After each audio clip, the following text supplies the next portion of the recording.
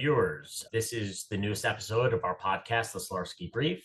In this series, we explore hot topics in litigation, litigation funding, and everything adjacent. Today's episode focuses on raising capital in the legal tech and legal funding worlds. Our guests today are Roy Moran of Cooley and Dave Kerstein, founder of Arcadia. My name is Evan Freed. I'm a partner at Slarskey LLC. I focus on a wide range of commercial litigation. Much of my practice involves disputes surrounding litigation funding, investment frauds, fee disputes, legal ethical concerns, things of the like. So why don't we go around the horn and get some intros? Roy? Sure. Hey, thanks for having me, Evan. I'm Roy Moran. I'm a partner at Cooley. I'm in the private companies group, and I work with startups, emerging companies, and the venture capitalists that support them.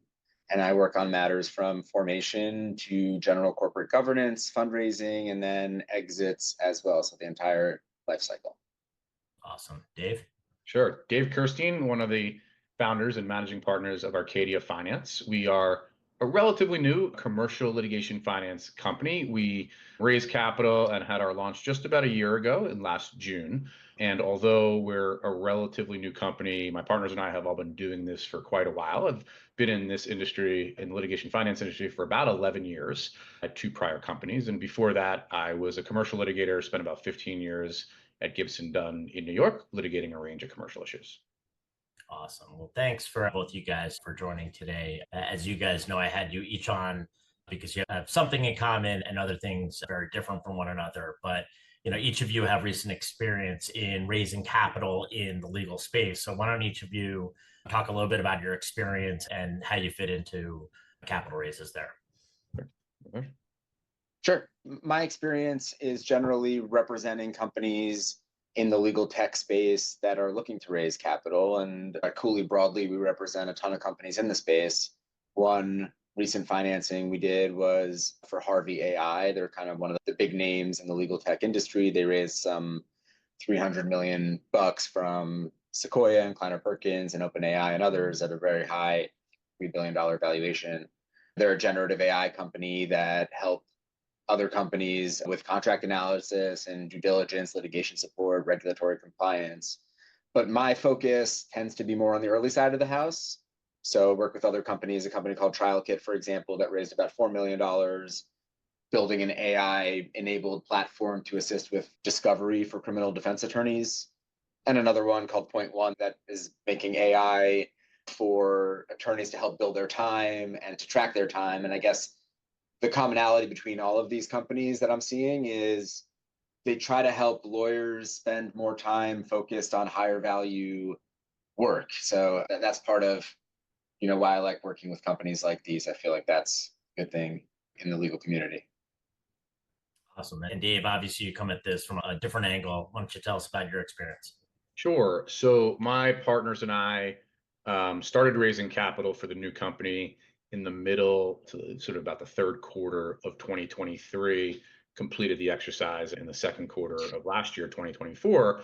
And it was an interesting time to be raising capital. I think it fairly could be called a time when there was a decent amount of capital that was either sitting on the sidelines or in general and macroeconomic wise, and in our particular corner of the world was either sitting on the sidelines or retreating a little bit, which created some challenges as we were raising capital. I think folks with capital always like experienced managers and folks with track records. My partners and I were experienced in the industry, but it was our first time as quote unquote fund managers. And so I think that created some challenges. Ultimately, we were able to find interesting capital from a variety of sources. But the general environment overall, we were being told from lots of people, both in and outside our industry, was that it was a more challenging period than it had been, say, 5 or 10 years ago. In our corner of the world, between 5 and 10 years ago, there was a lot of capital that came kind of flooding into our industry. There were a lot of new entrants, a lot of new companies and funds that opened up. And there were even some funds that were able to raise a second fund without too much difficulty.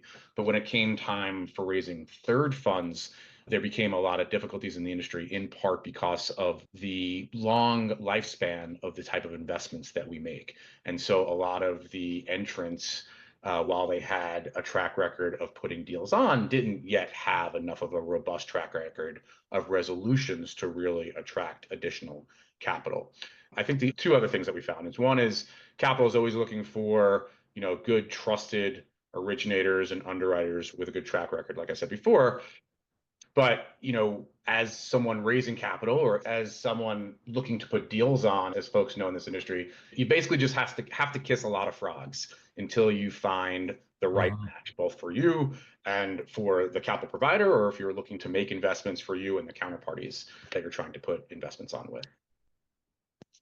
Cool. Well, let's shift bases a little bit. Look, we're lawyers here. We're basically white collar coal miners. We're dinosaurs. We're not exactly in a field that's terribly forward looking.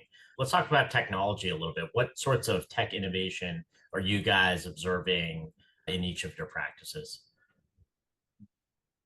Sure, I'll go first. I'm definitely fortunate to be at a place and to work for a firm that is forward thinking when it comes to integrating technology into my practice. And, us representing AI companies, specifically legal tech AI companies, has really made it seamless for us to start to do that in a careful way. So I'm starting to use AI both substantively to help with diligence exercises or to help quickly summarize terms that are coming across. Always, of course, with a second set of eyes of actual intelligence reviewing to make sure that it passes muster. But I think for me, oddly more excitingly, is the use of sort of non-substantive tools to help facilitate my practice more efficiently. So whether it's recording my time or reviewing my bills or just similar sort of admin stuff that I'm able to clear away, even drafting emails, taking an email that I might write to a counterparty or to a client and asking kind of a robot to make it sound more human, things like that, that I'm incorporating to my practice quite a lot. I see that happening, and there's definitely a sentiment in my industry or in our industry, or at least representing tech companies, that the lawyers that are not as willing to integrate this stuff into their daily lives may sort of get left behind. And so it's definitely a conscious effort that I'm making to do it and that I'm seeing being made to get sort of ahead of the game. But it's been really useful and it's been quite fun as well to learn about these products. Yeah, I mean, Dave, for you, one would think that like AI is the holy grail for litigation finance and underwriting. From your perspective, how much of it can it do and what can it not do as well?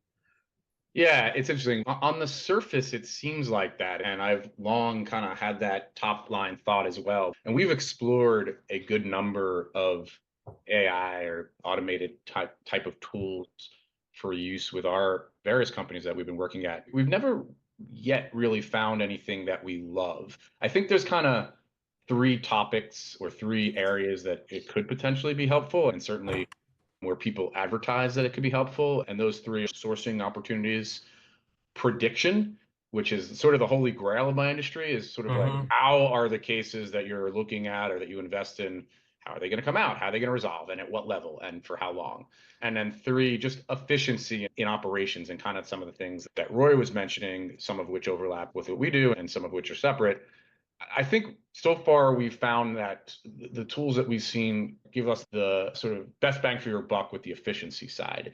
There's a lot of data and a lot of information and a lot of paper and a lot of facts that we have to get through, both on the substantive side of the business, looking at the merits of cases, and then also just on the operational side. And we found some tools that are helpful just in summarizing meetings and figuring out next steps and getting through data. And that's where I found it to be most helpful. I'm a little skeptical so far of the utility of the current set of tools for sourcing and prediction.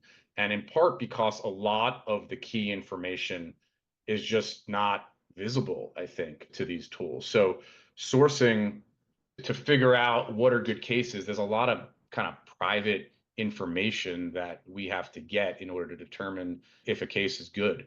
And so if a tool's not going to be able to get at that private information, private data, I don't know how great it's going to be, at least in the commercial litigation. There might be a difference on the class action or the mass tort side, and Right. you can do some of that. But in the business-to-business commercial litigation, where most of the data is confidential, I think there's some garbage in, garbage out problem that you have there. And similarly, on the prediction side, if, by some metrics, most cases, 75% of cases ultimately settle, like what they're settling for is a key component that is often not visible and is confidential. So is the case settling for $1 and the parties are walking away, or is the case settling for $100 million? That's a huge difference that I don't know that these tools have access to that information in order to make their predictions. Yeah, I mean, look, I've seen fair share of predictive or analytics tools focus on personal injury litigation or mass tort litigation. I think it makes sense there, right? I think that is definitely feasible, but in complex commercial litigation, who knows, right? And it might be able to cut corners, but I think the idea that there's a true way to predict it's Yeah. hard to imagine.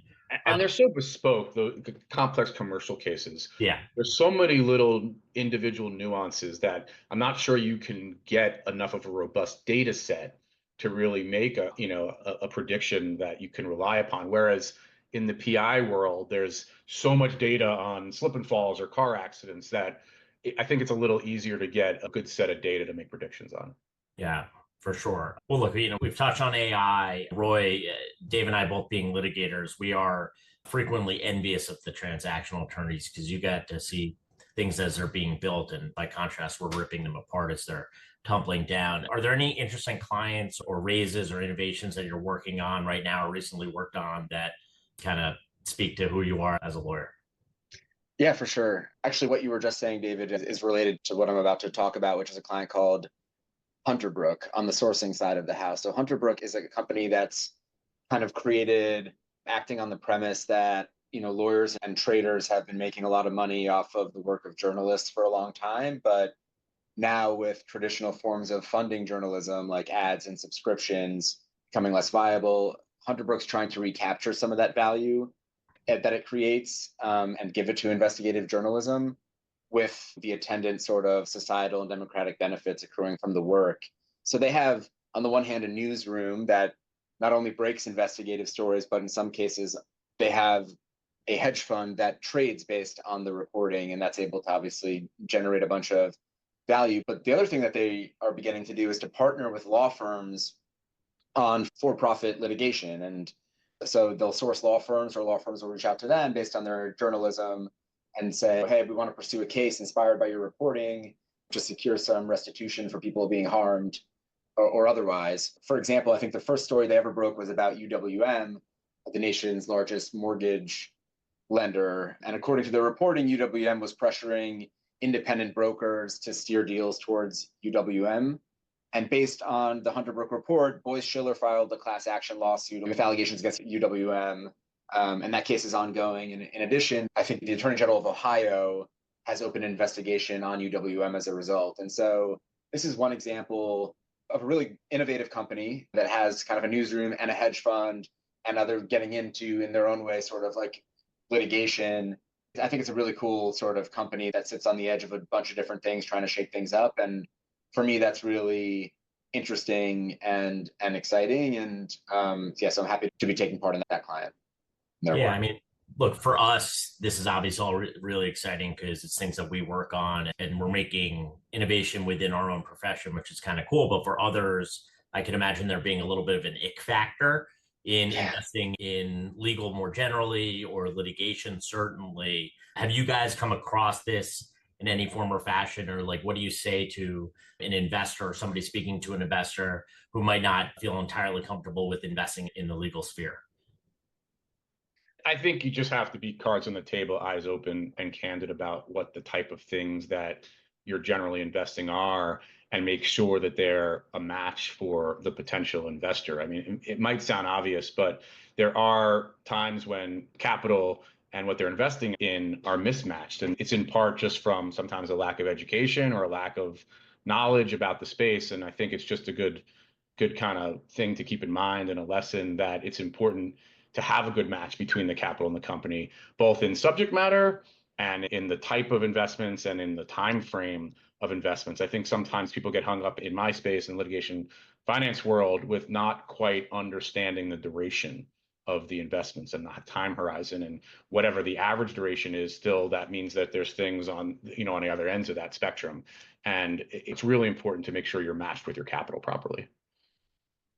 Yeah, I'd say on my side, I've seen companies overcome this in at least two ways. One is, like, for example, Hunterbrook they were able to raise money from venture capitalists and from others.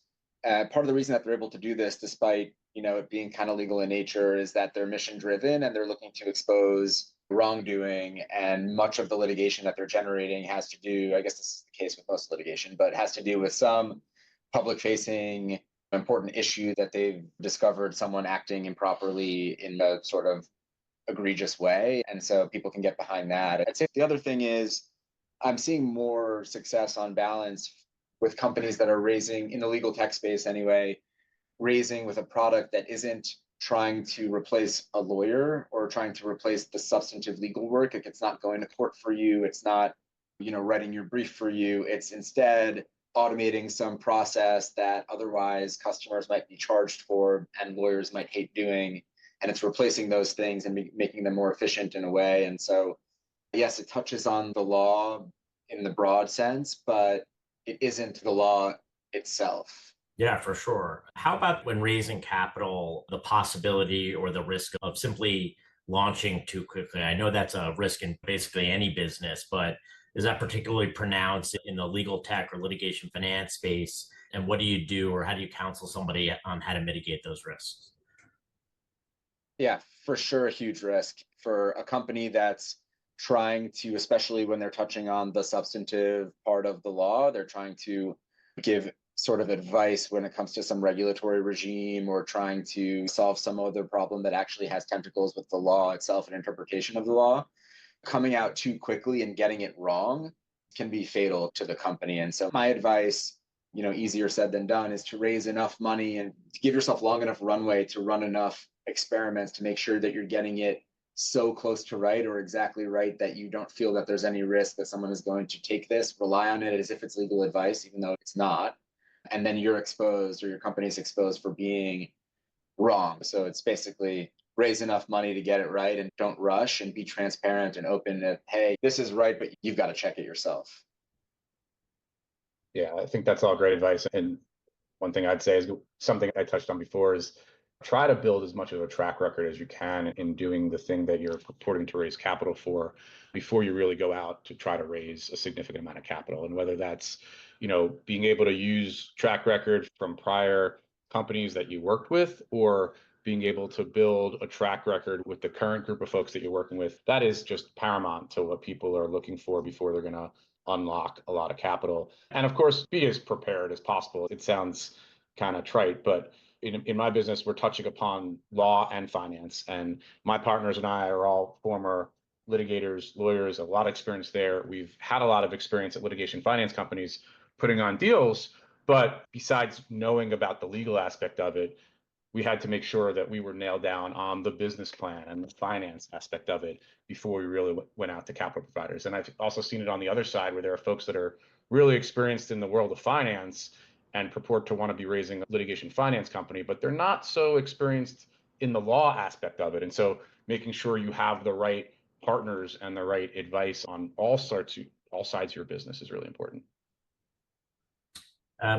So one last topic on the substance. We talk in the litigation finance space a lot about the evolution of non-attorney ownership of law firms. Traditionally there's this bar on splitting legal fees with non-attorneys and of non-attorneys owning pieces of law firm, but that landscape is changing a little bit in certain states like Arizona. In each of your own experience, how theoretical is this whole non-attorney ownership of law firms, or are you seeing this actually being implemented in each of your respective practices? I could go first. I'm starting to see some more of it. And so I would call it kind of green shoots type stage. We've been presented with a few opportunities to potentially consider investing with these kind of structures that you just didn't see a couple of years ago. And I think I saw the first opportunity a couple of years ago at the end of my time at our last company. So I'd say back in 2023, there were one or two firms that were starting to poke around to see if there were kind of potential capital with this kind of structure involved. And now we're seeing a little bit more of that. It has been going on in the UK now for a number of years, and that market's a little more developed on this front. And I haven't heard of any nightmare scenarios coming out of that market, which is probably a positive for this kind of structure. But I do expect to see it slowly start to build here and grow. But lawyers by their nature are pretty conservative and risk averse. And so I think anything that's new, especially in the legal world, takes a little longer to develop than it might in other spaces.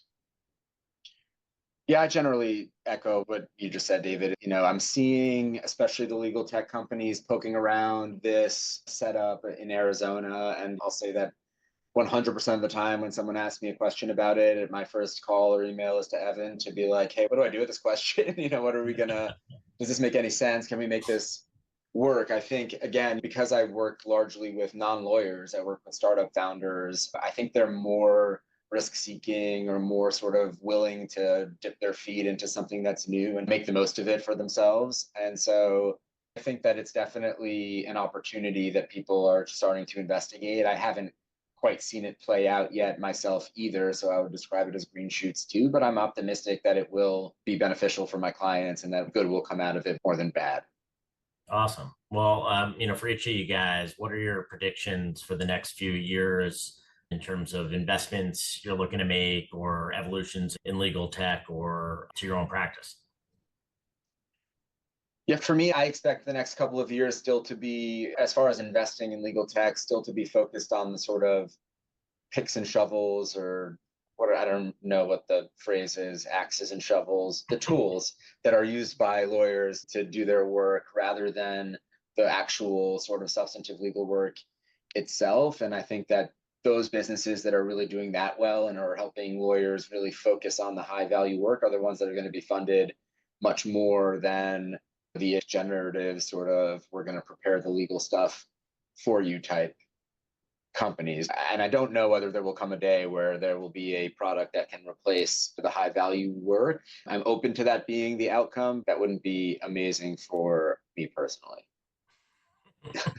How about you, Dave? Yeah, so I think on the two sides of the coin, on the investments that we're looking to make into litigation finance investments, I see the pie continuing to expand over the next few years as more and more lawyers and clients continue to be educated about the benefits of litigation finance as a tool for them to use.